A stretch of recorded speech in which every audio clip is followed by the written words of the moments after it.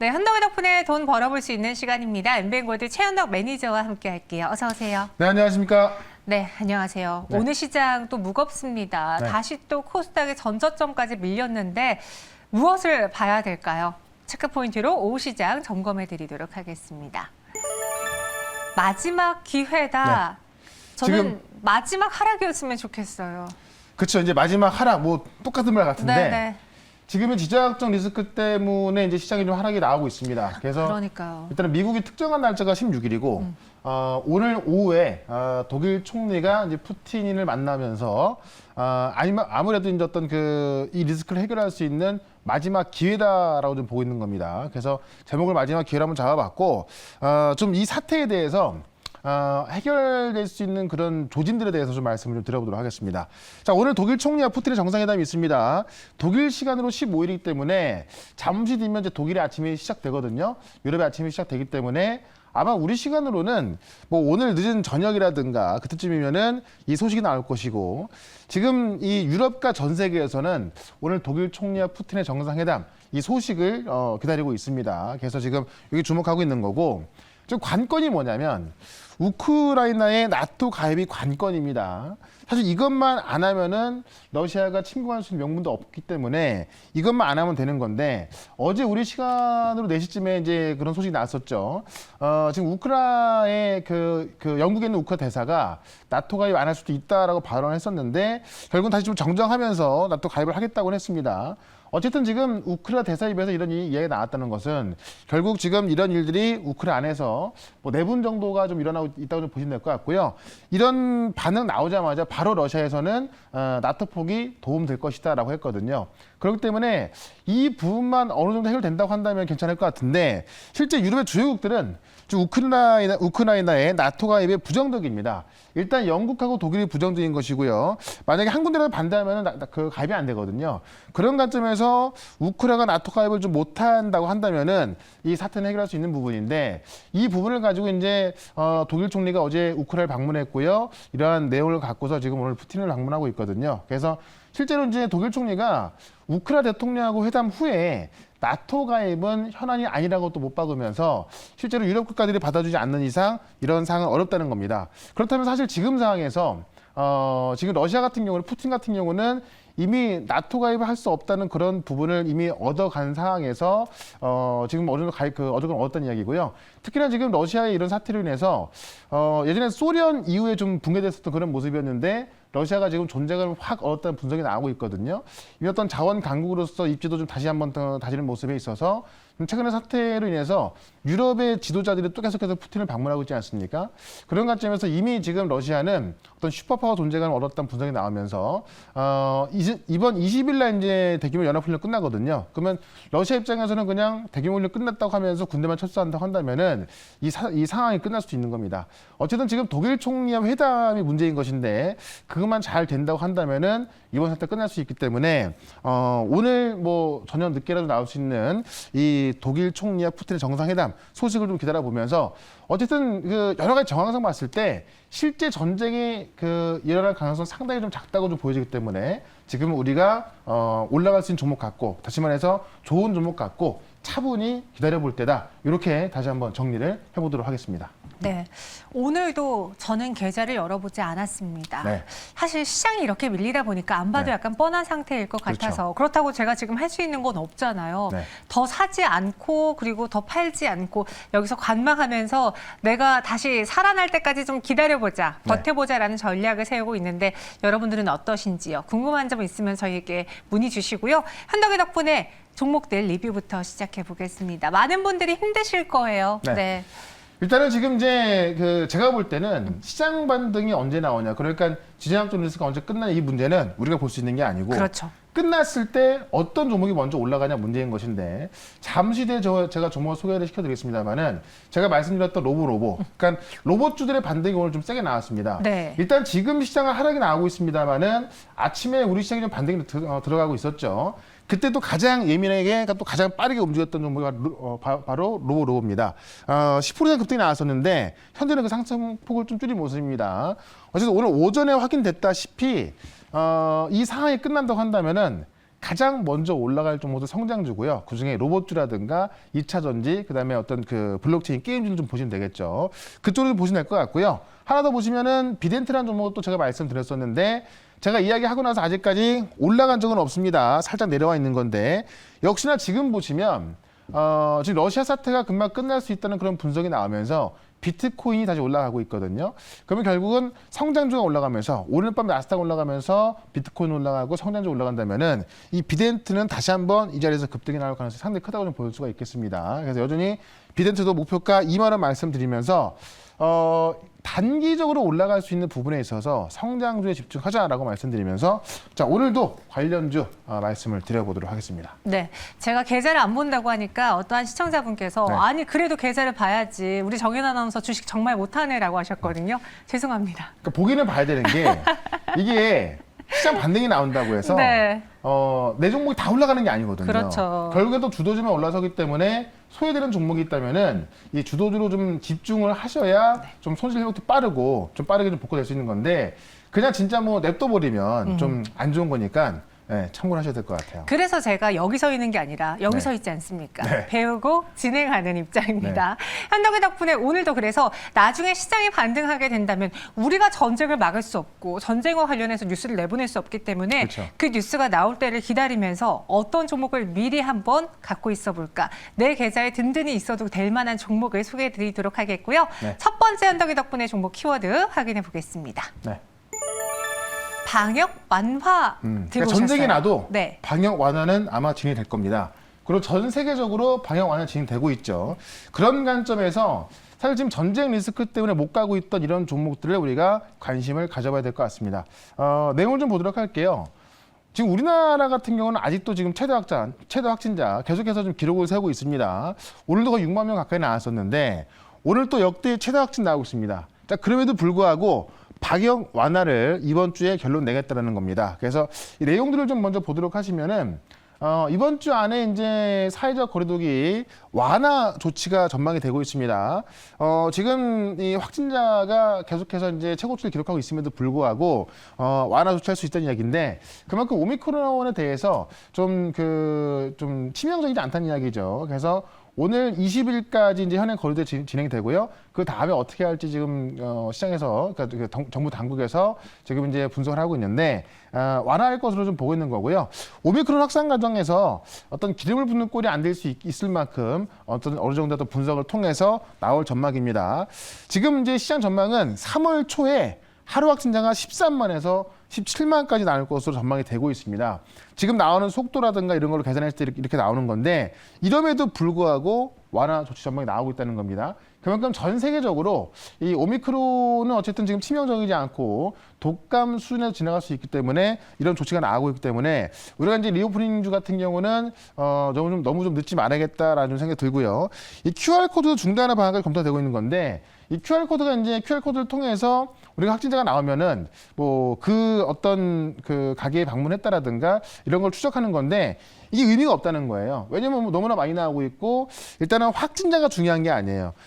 확진자 숫자 이렇게 많이 나오고 있음에도 불구하고 완화하겠다는 이야기는 확진자 숫자가 중요하다는 것이 아니라 이 중증 환자만 관리만 잘 되면 된다는 겁니다. 그런 관점에서 완화할 가능성이 있기 때문에 우리가 또 리오프닝 관련주 하나를 좀 말씀을 좀 드려보도록 할 거고요.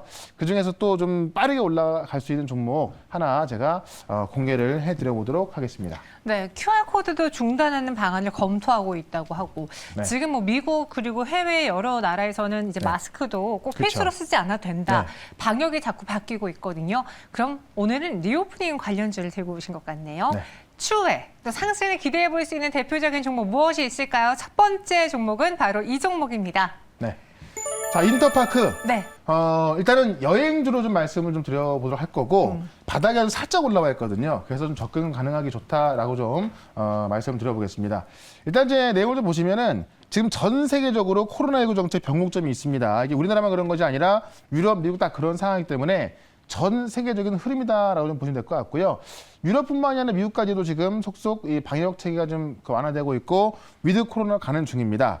자, 그런데 지금 인터파크에서 태국과 필리핀에 최저가 패키지 출시했거든요. 이게 지금 사전 판매 10분 만에 170개 상품이 완판이 됐고 실제로 태국이나 필리핀 같은 경우는 우리가 이제 해외여행할 때 가장 가깝게 또 비교적 저렴하게 갈 수 있는 곳이기 때문에 해외여행이 본격적으로 시작될 경우에 급부상할 수가 있거든요. 그래서 이 상품을 먼저 출시하면서 인터파크가 다시 한번 이제 어떤 좀 실적을 올릴 수 있는 그런 모습이 되고 있는 거고요. 현재는 지금 해외 랜선 투어 전문 업체하고 이제 마케팅을 강화시키면서 이 해외여행에 본격적으로 지금 인터파크가 나서고 있는 모습입니다. 실제로 아마 위드 코로나가 시작됐을 때 우리가 가장 먼저 할 게 아마 여행일 겁니다. 그 중에서 이제 우리가 사실 뭐 코로나 전까지만 하더라도 이 아시아권, 동남아 여행 좀 많이 즐기셨을 텐데 그걸 못 하고 있는 거거든요. 이 수요가 폭발적으로 증가할 수밖에 없기 때문에 이쪽에 한번 관심을 가져보자라고 말씀드리면서 차트를 한번 좀 보도록 하겠습니다. 차트 보시면 일단 여행주들이 좀 많이 올라와 있는데 인터파크 같은 경우는 많이 못 올라와 있습니다. 아직까지도 바닥에 있고요. 일단 지금 주가를 보시면은 1월 달에 하락으로 지하까지 갔다가 이제 바닥으로 올라와서 지금부터 올라갈 수 있는 모습을 좀 보여주고 있다라고 보시면 될 것 같고, 그런 관점에서 일단은 1차 목표가는 7,000원까지 좀 보도록 하고요. 그 손절가는 4,700원으로 대응을 해보도록 하겠습니다. 네, 리오프닝 관련주 안에서 인터파크 여행의 문이 열릴 것이다. 그러면서 목표 주가 7,000원, 손절 가격은 4,700원 제시해 드렸습니다. 첫 번째 종목은 인터파크였고요. 두 번째는 같은 리오프닝 안에 있는 섹터일지 다른 종목일지 열어보도록 하죠. 현덕이 덕분에 두 번째 종목 키워드는 압도적 1위를 기록하고 있는 회사입니다. 일단 LG엔솔 이야기인데 LG엔솔이 중국을 제외하면 전 세계 시장에서 배터리 시장 점유율이 압도적 1등입니다. 그렇기 때문에 우리나라 이제 그 K 배터리가 주목을 받고 있는 건데 그 내용을 좀 말씀을 드리면서 오늘은 좀 소재 업종을 좀 말씀을 좀 드려볼까 합니다. 내용을 좀 먼저 보도록 할게요.